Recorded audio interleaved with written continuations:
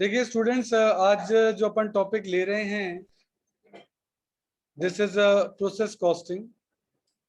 जब कोई चीज वेरियस प्रोसेस से होती हुई निकलती है, उसमें ये आपका प्रोसेस कॉस्टिंग काम आता है। तो हर प्रोसेस की कॉस्टिंग हो जाती है। जैसे टेलरिंग डिपार्टमेंट है या रेडीमेड गारमेंट्स वाले का काम होता है कि पहले कटिंग होती है, कटिंग के बाद स्टिचिंग होती है, स्टिचिंग के बाद फिनिशिंग होती है। और हम चाहते हैं कि हम हर प्रोसेस की अलग अलग कॉस्टिंग जो है वो निकालें। उन जगहों पर आपका प्रोसेस कॉस्टिंग काम आता है। इसके अंदर क्या होता है कि आपका एक अकाउंट बनता है, that is called process account. उसको बोलते हैं प्रोसेस अकाउंट। इसमें कॉलम जो है डेबिट और क्रेडिट में दो दो होते हैं, यूनिट अमाउंट, यूनिट अमाउंट। अच्छा, प्रोसेस अकाउंट एक नॉमिनल अकाउंट है।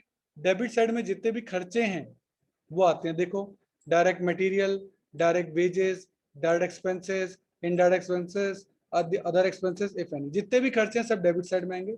क्रेडिट साइड में जो चीजें आउट हो जाती है, जो इन होती हैं वो यहाँ से आती हैं, जो इन होती हैं वो यहाँ से आती हैं।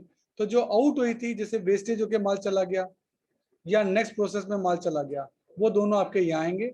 आपको यहाँ कॉस्ट पर यूनिट निकालनी पड़ेगी।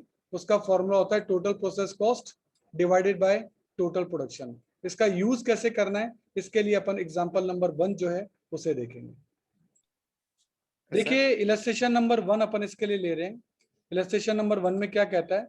The product of A manufacturing company passes through 3 different process before completion. यानी कंप्लीशन होने से पहले वो 3 प्रोसेस से होता हुआ निकल रहा है। The product of one process being pass to the next process, obvious है, फर्स्ट प्रोसेस एक्स का आउटपुट जो है वाई के लिए इनपुट बन जाएगा। एक्सपेंसेस जो किए गए प्रोसेस एक्स के, वाई के और जेड के, ये आपको दे रखे हैं। रॉ मटेरियल का खर्चा 1,80,000, लेबर का खर्चा 50,000 और डायरेक्ट एक्सपेंस का खर्चा 15,000। ये खर्चे आपको दे रखे हैं। तो आप इजीली ये खर्चे लिख सकते हैं। ये आपका प्रोसेस एक्स अकाउंट है। इसमें रॉ मटेरियल का खर्चा 1,80,000, लेबर का खर्चा 50,000, डायरेक्ट एक्सपेंस का खर्चा 15,000 अपन ने यहाँ लिख दिया। आगे इनडायरेक्ट एक्सपेंसेस कह रहा है, इनडायरेक्ट एक्सपेंसेस 3,60,000 है, which is to be apportioned in the ratio of labour charges. कहता है लेबर के रेशियो में बांटो। यहाँ ये क्या कहना चाहता है?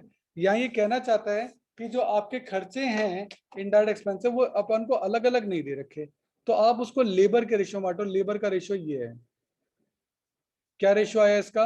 5:6:7। तो 3,60,000 को 5:6:7 में बांट दो। 3,60,000 को 5:6:7 में बांट दो। ये जो भी अमाउंट आएगा वो आपको लिखना पड़ेगा यहाँ इनडायरेक्ट एक्सपेंस में। ये रहा 1,00,000 इसका, और 1,20,000 इसका, और 1,40,000 इसका। ये 5:6:7 में अपन ने इनडायरेक्ट एक्सपेंस को 3,60,000 को बांटा है और मैंने यहाँ लिख दिया है। आगे चलें। 1,000 यूनिट वर मैन्युफैक्चर्ड। 1,000 यूनिट जो है वो मैन्युफैक्चर्ड की गई। इसका मतलब 1,000 यूनिट्स इनपुट की गई थी, तब वेस्ट कुछ हुआ नहीं है, तो 1,000 ही आउटपुट निकल जाएगा।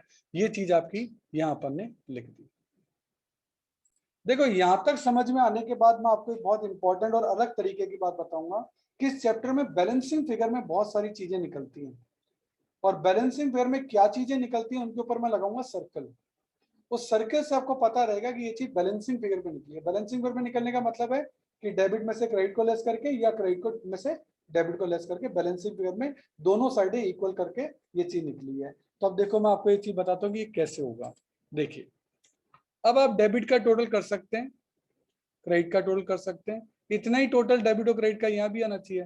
तो बैलेंसिंग फिगर में निकला कि आपकी 1,000 यूनिट बनी है और उसके रुपए लगे 3,45,000। ये बैलेंसिंग फिगर है। जब भी मैं सर्किल बना रहा हूं समझ जाना बैलेंसिंग फिगर है। यानी ये मैंने कैसे निकाला?